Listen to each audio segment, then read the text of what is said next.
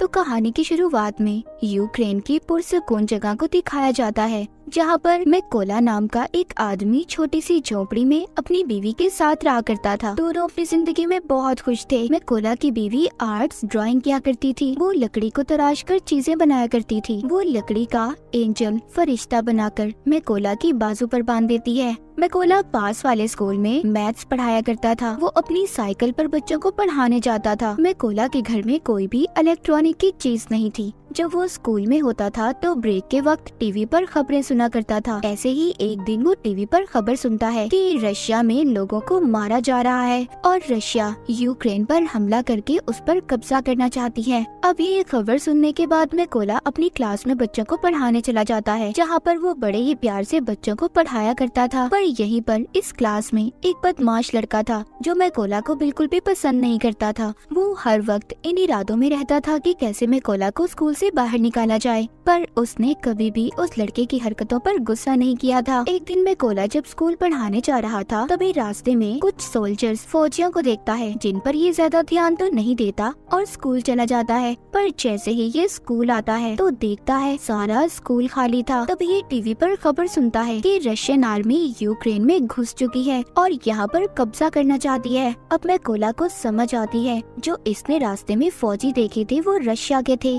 पूरे मामले को देखते ही ये फौरन से अपने घर की तरफ भागता है, क्योंकि उसकी बीवी घर पर अकेली थी। मगर अब बहुत देर हो चुकी थी। जब ये घर पहुंचता है तो देखता है रशियन फौजी उसकी बीवी को मार रहे थे और जब मैकोला अपनी बीवी को बचाने की कोशिश करता है, फौजी उसे भी पकड़कर मारने लगते हैं। मैकोला उनसे कहता है प्लीज मेरी बीवी को मत मारो, वो माँ बनने वाली है। पर वो कुछ भी नहीं सुनते और उसके घर को आग लगाकर जाने लगते हैं। अपने घर को जलता देखकर उसकी बीवी जैसे ही उठकर उन फौजियों पर पत्थर मारने लगती है तो एक रशियन फौजी उस पर गोली चला देता है, जिसकी वजह से मैकोला की बीवी मर चुकी थी। मैकोला अपनी बीवी की लाश के पास बैठकर जोर जोर से रोता है। तभी तो यूक्रेन के फौजी आते हैं। वो उसकी पहचान करने के बाद उसकी बीवी की मौत पर बहुत अफसोस कर रहे थे और उसकी बीवी के लिए कब्र खोदकर मैकोला से कहते हैं कि अपनी बीवी को यहाँ पर दफना दो। अब मैकोला अपनी बीवी को दफनाकर अपने घर को देख रहा था। रशियन फौजियों ने उसकी बीवी को भी मार दिया था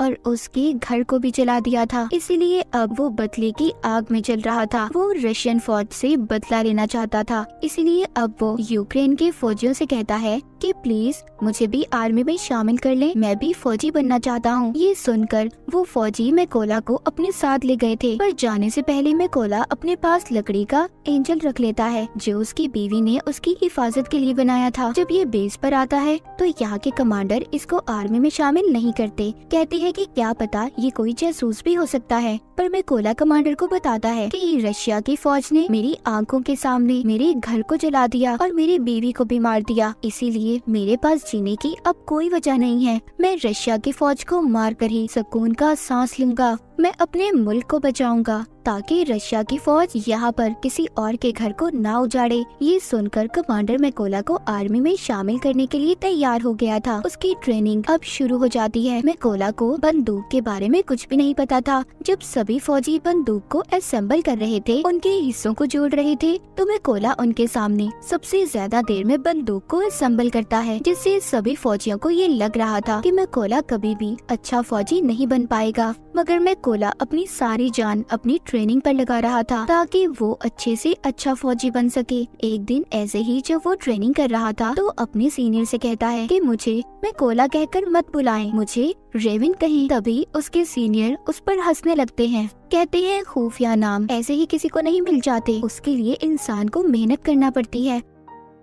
अब मैकोला पूरी जान से ट्रेनिंग कर रहा था। रात को जब सभी सिपाही सो रहे होते थे तो तब भी मैकोला अपनी प्रैक्टिस करता रहता था। एक दिन उनका कमांडर सबसे कहता है कि हमारे पास स्नाइपर निशानेबाज की कमी है, कौन है जो तुम में से स्नाइपर बनना चाहता है? इनमें से बहुत कम लोग थे जो अपना हाथ ऊपर करते हैं। इन्हीं में से मैकोला भी था जो अपना हाथ ऊपर करता है। सभी उसे देखकर हंस रहे थे। कमांडर उसे कहता है तुम्हें तो बंदूक भी सही तरह से असेंबल नहीं करने आती, तो तुम क्या स्नाइपर बनोगे? मैकोला कहता है, मैं एक अच्छा स्नाइपर बन सकता हूँ, आप मेरा कोई भी टेस्ट ले सकते हो। कमांडर उसको टेस्ट लेते हुए कहता है कि तुम्हें सिर्फ 20 सेकंड में इस बंदूक को असेंबल करना होगा। अब मैकोला अपनी आंखों पर पट्टी बांधकर बंदूक को जोड़ना शुरू करता है और सिर्फ 18 सेकंड में उसने बंदूक को असेंबल कर दिया था। ये देखकर सभी हैरान हो गए थे। जो लोग पहले इस पर हंस रहे थे वो अब इसके लिए तालियां बजा रहे थे। इसके बाद मैकोला की स्नाइपर की ट्रेनिंग शुरू हो गई थी। वो जी जान लगाकर स्नाइपर की ट्रेनिंग कर रहा था। वो दिन भी आ गया था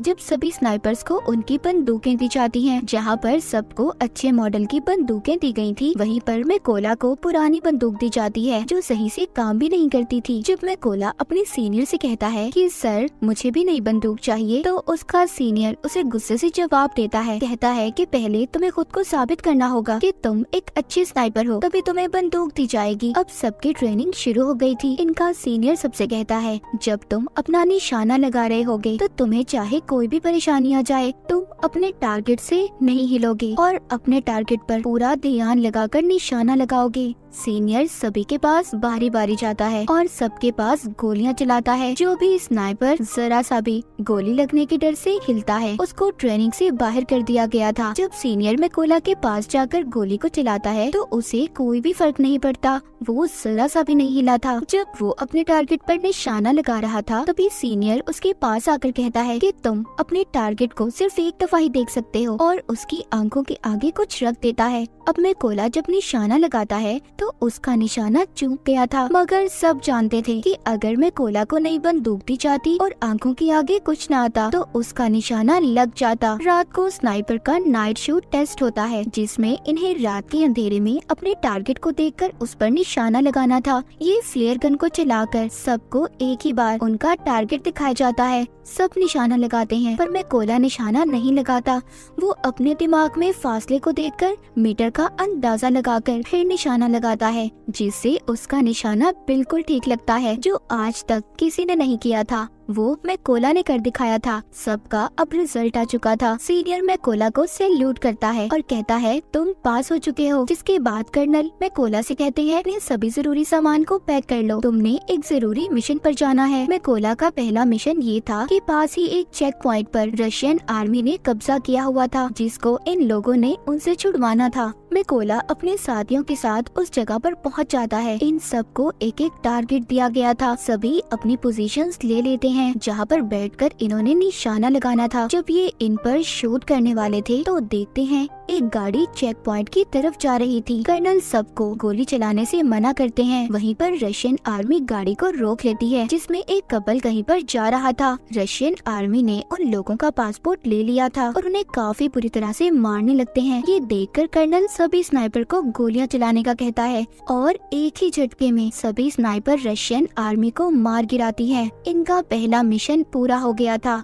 ये सभी खुशी खुशी अपने बेस पर वापस आ गए थे। जब मैकोला अपने बाकी साथियों को देखता है तो वहाँ पर कोई भी नहीं था। उसे पता चलता है कि वो दूसरे मिशन पर है। मैकोला को ये भी पता चल गया था कि उस मिशन में इसके बहुत से साथी भी मर गए हैं और उन सबको एक ही रशियन स्नाइपर ने मारा है, जो रशियन आर्मी का सबसे बेहतरीन स्नाइपर है। कुछ दिन के बाद इनका दूसरा मिशन भी शुरू हो गया था। ये सभी उस जगह पर पहुंच जाते हैं जहां पर रशियन आर्मी कब्जा करने वाली थी।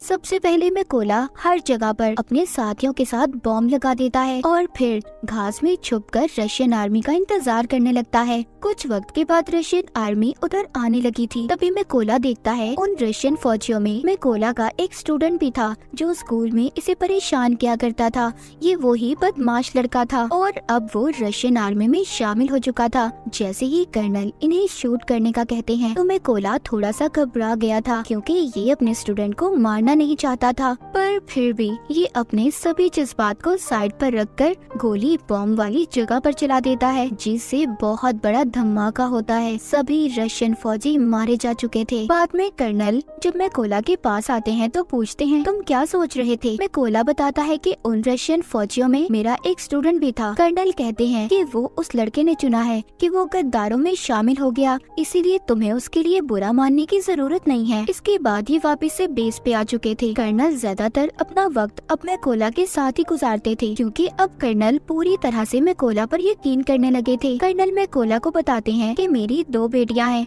और उन्हें नहीं पता कि मैं आर्मी में कर्नल की पोस्ट पर हूँ। उनको मैं ये कह कर आया हूँ कि मैं बहुत बड़ा बिजनेस करता हूँ और मेरी बीवी ने भी मेरी बेटियों को नहीं बताया। ये सुनकर मैकोला भी अपनी बीवी की कर्नल को आखिरी निशानी दिखाता हुआ काफी दुखी हो जाता है। अब इसके बाद फिर से ये अपने अगले मिशन पर निकल पड़ते हैं। ये लड़ाई काफी बड़ी थी। सभी स्नाइपर्स छुपने के लिए एक गहरी खाई खोदते हैं और उसमें अपनी पोजीशंस ले लेते हैं। ये यहाँ पर इसलिए आए थे क्योंकि इन्हें पता चल गया था कि रशिया के कुछ फौजी यहाँ पर कब्जा करना चाहते हैं। यहीं पर कर्नल भी मैकोला के साथ थे। तभी यहाँ पर मैकोला देखता है उनमें वो फौजी भी था जिसने इसकी बीवी पर गोली चलाई थी। वो मैकोला के बिल्कुल निशाने पर था। कर्नल से पूछता है क्या मैं इस पर गोली चला सकता हूँ? कर्नल कहता है नहीं। मैकोला फिर पूछता है क्या मैं इस पर गोली चला सकता हूँ, क्योंकि वो अपनी बीवी का बदला लेना चाहता था। मैकोला का तो मिशन ही यही था कि वो अपनी बीवी का बदला लेना चाहता था। वो खुद पर कंट्रोल नहीं कर पाता और उस फौजी पर गोली चला देता है। पर इसके बाद रशियन आर्मी को इनका पता चल चुका था। कर्नल मैकोला से कहते हैं ये तुमने क्या किया? तभी एक स्नाइपर कर्नल पर शूट करके उसे भी मार देता है। सब रशियन फौजी इन पर बॉम्ब फेंकने लगते हैं। मैकोला कर्नल की लाश को बेस पर ले आया था, पर बहुत ज्यादा दुखी था क्योंकि उसकी गलती की वजह से कर्नल मारा जा चुका था। मैकोला ने अब ये कसम भी खाई थी कि वो उस स्नाइपर को कहीं से भी ढूंढ कर लाएगा और कर्नल की मौत का बदला लेगा।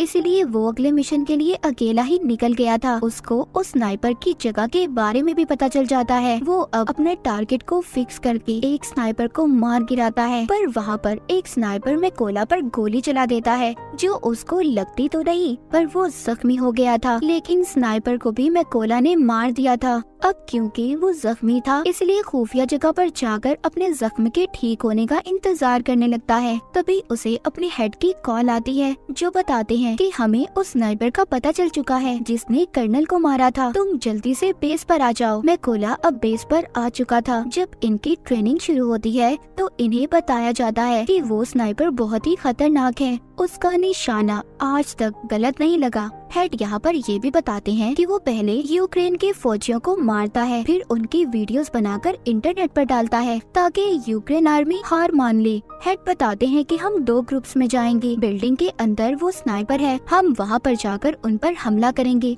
तभी मौके का फायदा उठाकर मैकोला उस स्नाइपर को मार देगा। प्लान बन जाने के बाद ये सब लोग ऐसा ही करते हैं। सभी उस जगह पर जाकर अपनी अपनी पोजीशंस ले लेते हैं और ये रशियन का ध्यान भटकाने में कामयाब हो जाते हैं। और मैकोला इसी बात का फायदा उठाकर अंदर जाकर रशियन स्नाइपर को मार देता है। मैकोला अपने साथियों से कहता है कि मेरा रास्ता साफ कर दो। ये सुनकर सभी मैकोला के साथी रशियन आर्मी पर गोलियां चलाकर उन्हें मार देते हैं। अब अंदर जो स्नाइपर छुपकर बैठा था जिसको मैकोला मारने आया था, वो सोचता है कि कोई भी फौजी उसकी बात का जवाब नहीं दे रहा। जब ये ऊपर छत पर चेक करने जाता है तो वहाँ पर जो रशियन स्नाइपर था वो मर चुका था। ये देखकर वो वापस से अपने पोजीशन पर आ जाता है। जब वो सामने मैकोला की बीवी का बनाया हुआ एंजल देखता है तभी मैकोला ऊपर से छलांग लगाकर उस स्नाइपर को मार देता है। जब दूसरे स्नाइपर को थोड़ी आवाज आती है तभी मैकोला उसके पास भी एक बॉम्ब फेंकता है और उस स्नाइपर का काम भी तमाम हो चुका था।